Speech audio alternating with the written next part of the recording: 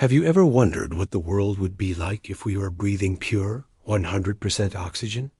Right now, our atmosphere is about 78% nitrogen, 21% oxygen, and a mix of other gases. That 21% is the sweet spot for life as we know it.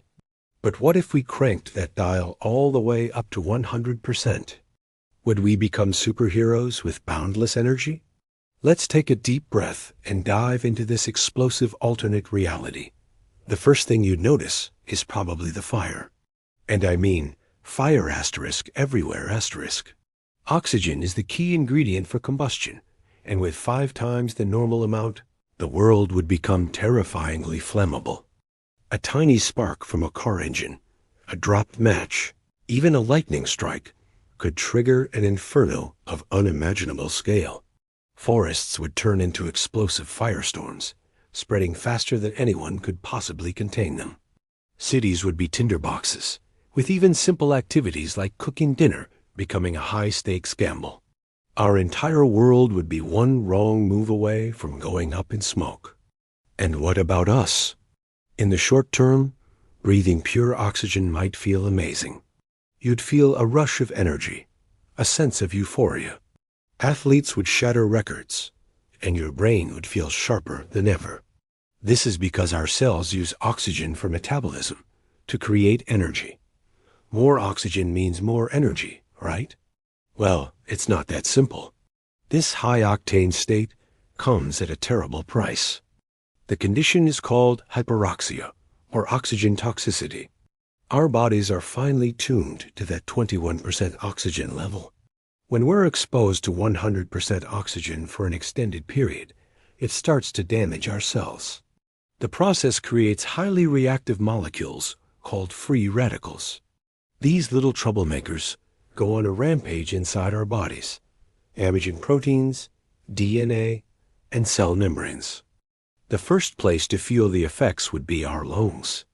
They are on the front line, directly exposed to this super-concentrated gas.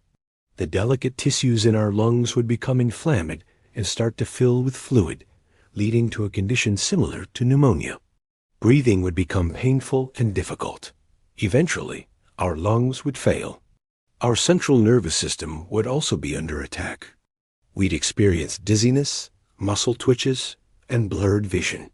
Seizures and convulsions would follow, as our brain's delicate chemical balance is thrown into chaos. It's a paradox. The very element that gives us life would, in this concentration, poison us from the inside out. But what about the rest of the planet? Let's assume, for a moment, that we could somehow survive the initial burst of fires and personal combustion. The animal kingdom would undergo some bizarre changes. Insects, for example, breathe through tiny tubes called trachea. Their size is limited by how much oxygen can diffuse through these tubes. With 5 times the oxygen, diffusion would be much more efficient. This could lead to a world of giant insects. Imagine dragonflies with the wingspan of a hawk, or ants the size of small mice. It sounds like something out of a sci-fi movie, but it's based on real science from Earth's past, like the Carboniferous period, when oxygen levels were higher and giant insects roamed the land. The sky itself would look different. The increased oxygen would scatter more blue light from the sun, making the sky a deeper, more intense shade of blue. Sunsets would be spectacular, filled with vibrant purples and reds. But this beauty hides a darker side. Water would become more corrosive. Why? Because oxygen is an oxidizing agent. More oxygen in the atmosphere means more dissolved oxygen in the water. This would accelerate the rusting of any metal structures submerged in it. Bridges, ships, pipelines would all decay much faster. Our infrastructure would literally crumble away. And speaking of crumbling, let's talk about our atmosphere itself.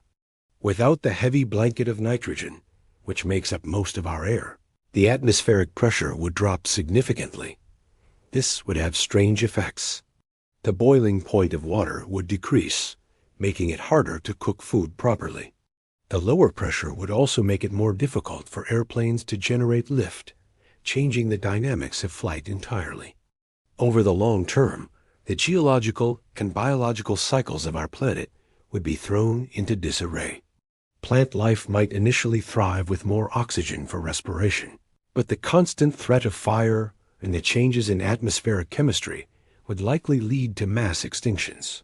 The very composition of our soil and oceans would be altered.